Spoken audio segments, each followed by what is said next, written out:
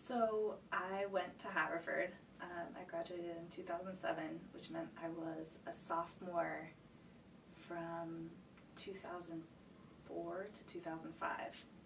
And it was the fall of my sophomore year. I was a customs person on Montgomery, second first.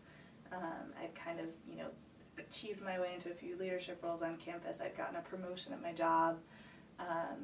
And I just stopped showing up to work. I stopped showing up to work, to my on-campus job here at Haverford. And I wasn't putting in the effort that I needed to put in on every level. I was taking classes that were challenging. I'd taken on new responsibilities that made time management more difficult. All of this, of course, is in retrospect. I can look back and see that. But I got a phone call over winter break from my supervisor at the time, who just said, you know what, you didn't show up to work. We can't have you here anymore. You're not someone that we can rely on. And I felt kind of floored. No one had ever really said, the effort that you're putting in is not good enough for us. You showing up only partially is not what we need to do what we're trying to do, to accomplish what we're trying to do together. And I think that's a lesson that I've never forgotten, ever. And I think it's great about Haverford that I'm able to come back and work here as an employee. That kind of sense of this is a place of growth and change and support and mentorship that builds longer term relationships is something that I found really helpful. But to me, it awakened a notion that there's two ways that I have encountered failure.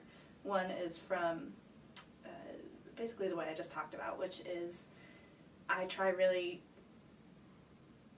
manage my time so that I don't have to fully put in my effort towards a project, and then it fails or it doesn't come through. I miss responding to an email, or I don't show up to work for a week, and then I fail at doing my job. So one main way of failing is not putting in the effort and not showing up. And the other way of failure is that there's circumstances that are beyond my control. The world is a big and fast-moving place, and there's only a little bit that I can do. But even though I try my hardest, there are times when failure still happens.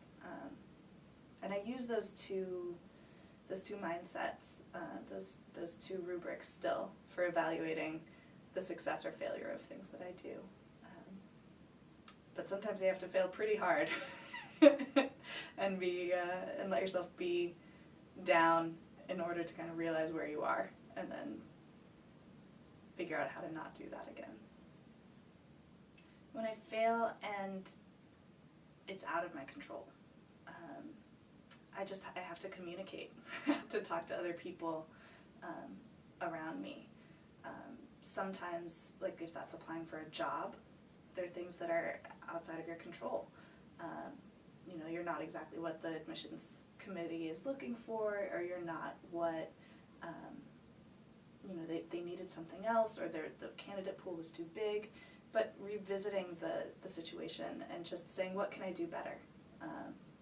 There were things that were out of my control, but just opening yourself up for that growth has been part of the conversation that I've learned to have when I can't control everything. And then just talking to people too, reaching out and talking to friends. I'm lucky to have a very supportive family who's interested in failure. They're all kind of hyper-driven in their own ways, but they're just very interested in supporting me, and are very curious that failure is not something we really talked about as a family. So it's a new conversation that we're beginning to have, which has been interesting and fun. I think good for all of us.